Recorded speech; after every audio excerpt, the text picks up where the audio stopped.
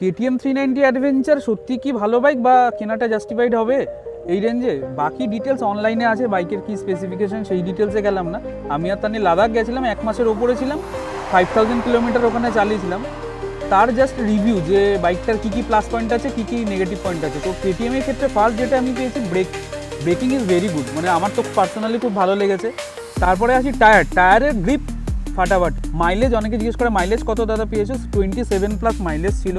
Seat height 825, আমার height অনুযায়ী 5.6 আমার হাইট, সেই অনুযায়ী আমার কিন্তু চালাতে কোনো অসুবিধা হয়নি। অনেকে লো হাইটে ভাবে যে আমার হাইট শর্ট, আমি কিনবো কি কিনবো না, পারবো কি পারবো না, আরামসে ইউজ করা যাবে, কোনো অসুবিধা আমার হয়নি। তারপরে আছে স্ট্যান্ড সত্যি খুব স্টেবল এবং স্ট্রেট স্ট্যান্ডটা। অনেক বাইকের আছে যে ঝুঁকে যায়, এটার ক্ষেত্রে না, আমি যে কোনো জায়গায় এটাকে পার্ক করতে পেরেছি, আমার কোনো অসুবিধা হয়নি, আমার সাইজ স্ট্যান্ড এক্সটেন্ডারও লাগেনি। তারপরে আসি হচ্ছে ব্যাকরেস্টও রয়েছে, সেটা পিলিয়ন কমফর্টের জন্য তানি আরও বেটার বলতে পারবে। সাসপেনশন ইজ টু গুড, মানে আমার এবং পিলিয়ন যে আছে তার কোনো রকম কোনোটাই অসুবিধা হয়নি। Suspension is very good. Power নিয়ে কোনো কথা হবে না, KTM এর পাওয়ার সবাই জানে। গ্রাউন্ড ক্লিয়ারেন্স, হ্যাঁ, অত বোল্ডার পেয়েছি, অফ রোড অন রোড সব কিছুই ছিল, তাতে আমার এখনও মানে কোথাও টাচও হয়নি। তো ground clearance is very good.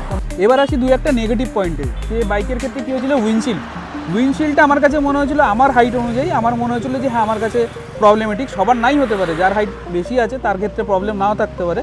যাদের হাইট একটু শর্ট, সে চাইছে অ্যাডভেঞ্চার বাইক চালাতে। উইন্ডশিল্ডটায় আমার কী হয়েছিল যে আমি সামনে 10 থেকে 20 ফিটের মধ্যে আমার চোখের ভিশন যেতে হবে, সেটা আসছিল না। তো আমি এটাকে খুলে রেখে দিয়েছি সুন্দর, তাতে লুকসও একটা ডার্ক লুক চলে এসছে, আর আমার প্রবলেমে সলভ হয়ে গেছে।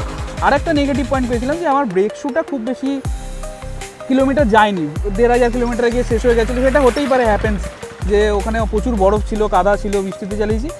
তো সেই ক্ষেত্রে 1500 কিলোমিটার থেকে 2000 কিলোমিটার তার বেশি ব্রেক শুটা চলছে না, এটাই হচ্ছে মেন। বাকি আর গাড়িটার কিন্তু কোনো নেগেটিভ পয়েন্ট নেই, আমি কিন্তু খুঁজে পাইনি। আমি আর তানি সুন্দর রাইড করে এসেছি, আমার কাছে মনে হয়েছে বেস্ট এভার বাইক। আর এর স্পোক ভার্সন আছে আর এই একটা অ্যালয় ভার্সন রয়েছে, তো আমার কাছে অ্যালয়টা বেশি প্রেফারেন্স মনে হয়েছে এবং আমার খুব ভালো লেগেছে। স্পোকের দামটা অবশ্যই এর থেকে অনেকটাই বেশি, 70-80 হাজার টাকা বেশি, তাতে আমার লাদাখ ট্রিপ কমপ্লিট হয়ে গেছে তাতে। পিলিয়ন কমফর্ট যখন বলা হচ্ছে, তাহলে সেটা আগে বলি যে কোম্পানি থেকে যখন বাইকের সিট যেটা দেওয়া হয় সেটা হার্ড হয়। আমার ক্ষেত্রে যেটা KTM এর হয়েছে, যেটা আমার কিন্তু কমফর্ট ফিল হয়েছে। হ্যাঁ, যাদের হার্ড ফিল হয়, যাদের কষ্ট হয়, আমি বলবো তার জন্য তো সলিউশন আছে, এয়ার সিট আর জেল সিট আছে। আরেকটা পয়েন্ট যেটা পিলিয়নের যেটা কমফর্ট, সেটা আমার হচ্ছে ব্যাকরেস্টের জন্য আমার অনেক ক্ষেত্রেই, ধরো অফরোডিং হোক, যেখানে আমার ব্যালেন্সটা আমি পেয়েছি, সেটা খুব সুবিধা হয়। থার্ড পয়েন্ট সেটা হলো ফুটরেস্টের এইটার সাথে, এই যে ফুটরেস্টটা যেটা চওড়া, পাটা খুব সুন্দরভাবে তোমার ব্যালেন্স করে, পাটা রাখতে খুব সুবিধা হয়। KTM 390 অ্যাডভেঞ্চার যা চালিয়ে বুঝলাম এখনো পর্যন্ত, এক কথায় বাঘের বাচ্চা, কোনো কথা হবে না।